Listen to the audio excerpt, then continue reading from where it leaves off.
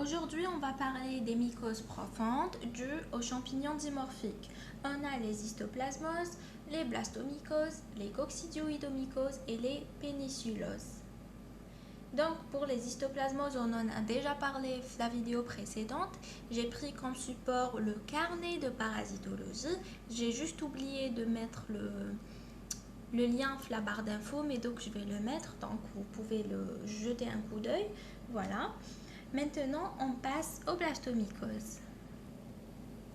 Donc, les blastomycoses, c'est des mycoses systémiques tropicales dues à des champignons dimorphiques. On en a deux. On a la blastomycose nord-américaine et la blastomycose du Sud-Amérique, qui est la paracoccidioidomycose.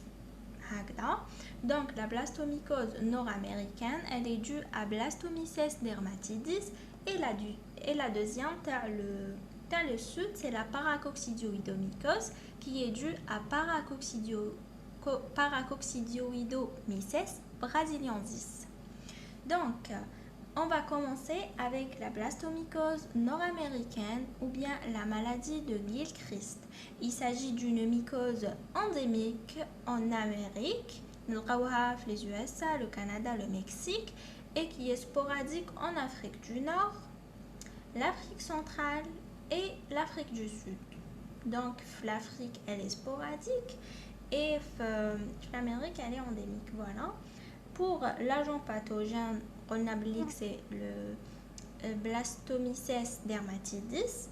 C'est un champignon dimorphique, donc un dos de forme. Pour sa morphologie, la forme de levure, c'est une levure assez grande, a des bourgeons sur une base large.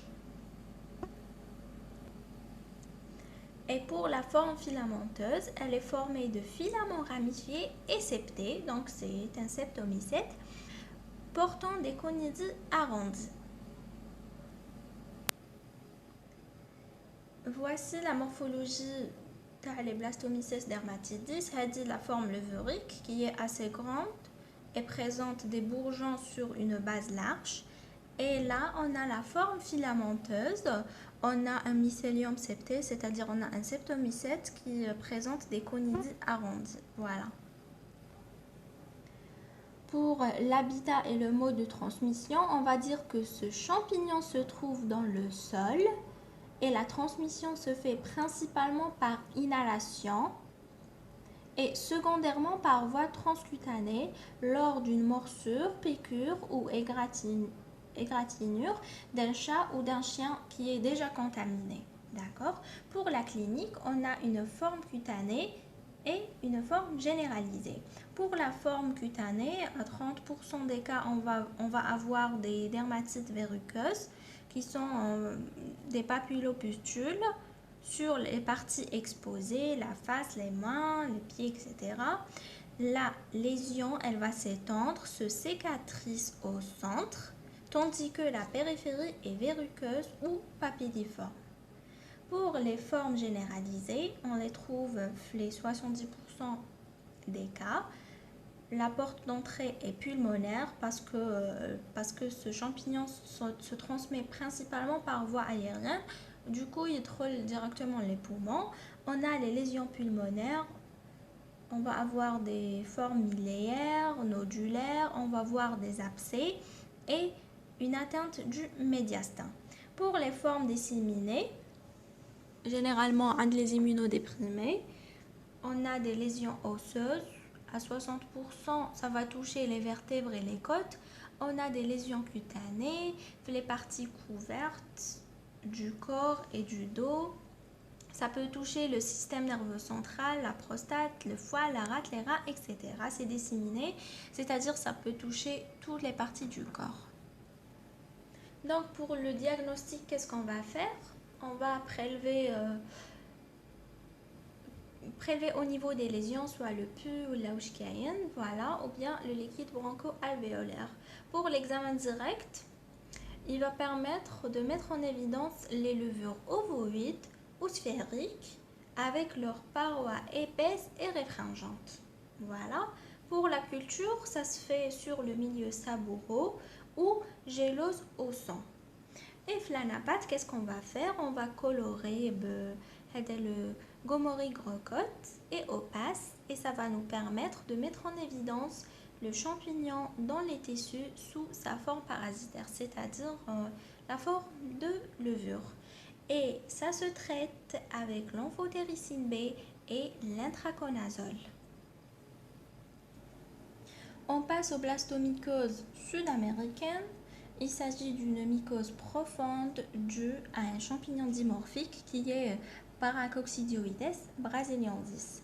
Il s'agit d'une infection opportuniste au cours du sida. Donc cette mycose, elle est opportuniste au cours du sida. Ok. Pour l'agent pathogène, c'est Paracoccidioides brasiliensis. Sa forme levurique, ça a une forme de cellule de taille variable de 4 à 40 micromètres.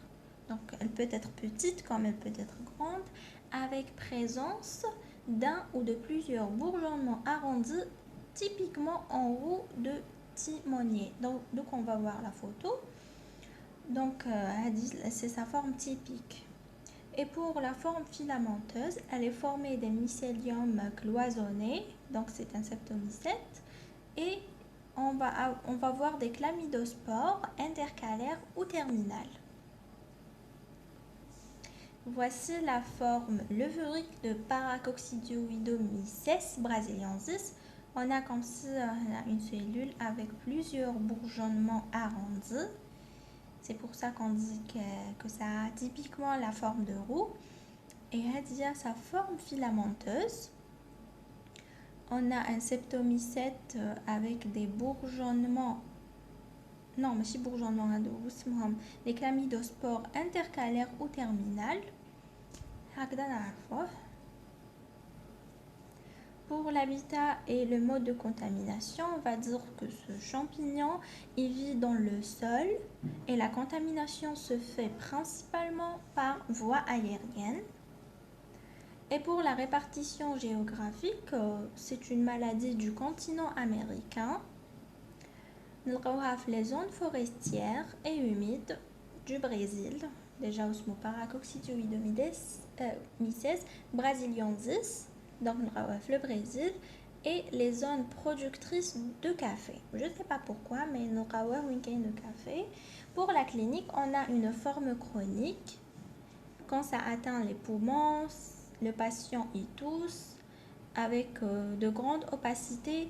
La radiographie, on aura plusieurs opacités qui sont grandes. Pour la forme aiguë, elle est mortelle, donc il faut faire très attention. Avec atteinte de la peau, on aura des papillopustules et des lésions nodulaires, etc. Et ça peut atteindre les muqueuses, la bouche, les amygdales, larynx, les conjonctives et l'anus. Et on peut avoir une atteinte multiviscérale. Pour le diagnostic, qu'est-ce qu'on va faire? On va faire un prélèvement de la peau, des muqueuses, les expectorations, et on peut faire une biopsie. Pour l'examen direct, je vous la forme levurique qui est arrondie. Voilà.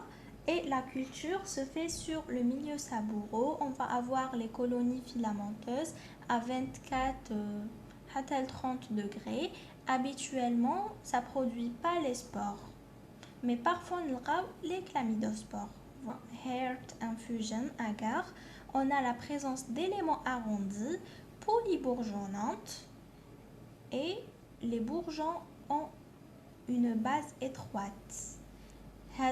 Une base étroite et les premières ont une base large. Voilà, dit la forme de levure parce qu'à 37 degrés, on trouve des bourgeonnements synchrones et on aura une forme la roue. Et comme ça, on va le reconnaître. Et pour le traitement, il est basé sur l'intraconazole qui va être prescrit pendant au moins une année. Et voilà. Pour les autres, je vais les mettre une autre vidéo et j'espère que cela a été utile pour vous. J'ai pris comme support le cours officiel Les Bâtons le prof. Donc, bon courage à tous.